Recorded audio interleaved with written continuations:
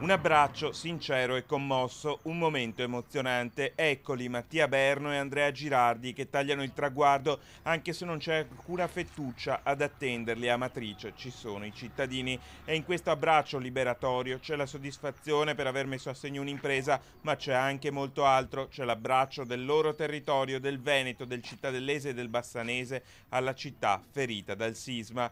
I due ragazzi nati e cresciuti a Cittadella sono partiti il 7 maggio compiendo un viaggio a piedi che li ha portati fino al cuore dell'Italia. Sogniamo di aiutare chi ne ha bisogno, hanno raccontato, mettendosi in marcia con il loro carretto e i soldi raccolti nei salvadanai piazzati per i bar della zona, compresa tra Cittadella, Montebelluna e il Bassanese. Un viaggio fatto di tappe da 50 km al giorno, maratone che giorno dopo giorno li hanno portati non solo a distinguersi dal punto di vista atletico, ma anche da quello umano e quello della generosità.